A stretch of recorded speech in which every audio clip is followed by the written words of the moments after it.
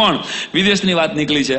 મારે તમને જે કાઠિયાવાડ એરલાઇન જેના માટે આજે શ્રીરામ ટેલિફિલ્મ દરબારમાં હું વાત કરવા આવ્યો. ધારો કે ગુજરાતનો વિકાસ આટલો બધો ઝડપથી થઈ રહ્યો છે. 2020માં લંડન ને અમેરિકા, મારું તો સપનું બહુ, મેં મારા પુસ્તક રંગ કસુમલ ગુજરાતીમાં આ વાત બહુ દિલ ફેંકીને કીધી છે કે લખી લેજો 2020માં આપણે લંડન ને અમેરિકા નહીં જવું પડે.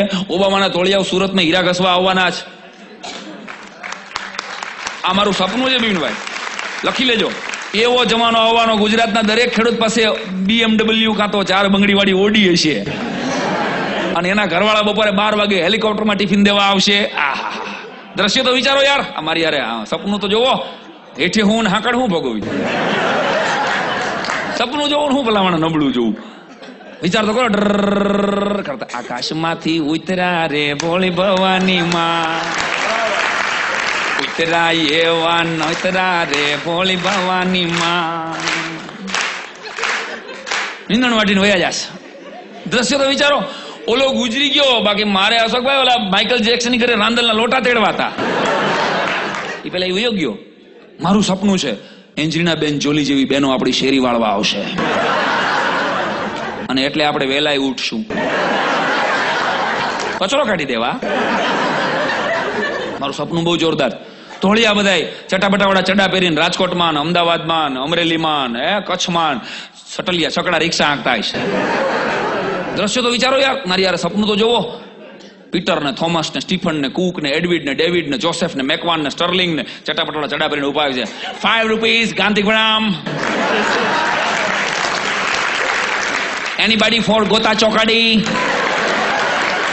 માતા પર ચોકાડી, 5 રૂપીસ, નો બાર્ગેનિંગ પ્લીઝ ભાઈ.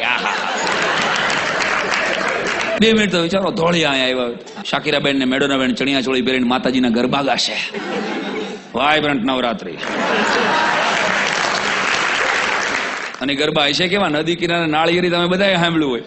એમાં ગરબા ઇંગ્લિશમાં ગવાશે. રિવર બેંક કોકોનેટ ડી રે બ્રધર કોકોનેટ ડી રે, first first coconut, colourful coconut, first first coconut, colourful coconut, for my Amba mother રે બ્રધર કોકોનેટ ડી રે.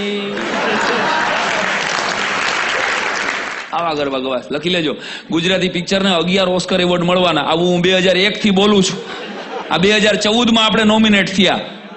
તો કવિ આર્ષદ્રષ્ટા હોય છે, કાંઈક તો કોક ઉજાડીને બોલાવી દે છે. જેથી નર્મદા યોજનાના પાયા નહોતા નખાણા ને, તેથી કવિ નર્મદે કહી દીધું હતું કે જન ઘૂમે નર્મદા સાથ, જય જય ગરવી ગુજરાત.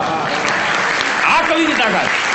તો હું તો 2001 થી બોલું છું. ગુજરાતી પિક્ચરની એક ઓસ્કર એવોર્ડ મળવાના. ધ ગુડ રોડ હમણાં નોમિનેટ થયા. મળે કે ન મળે રામ જાણે. પણ મારું સપનું એ છે સાહેબ કે તમારા બધાના આશીર્વાદ હશે ને તો આ ભાઈડો વ્હાઇટ હાઉસમાં એના ખર્ચે ડાયરો કરવા જવાનો છે.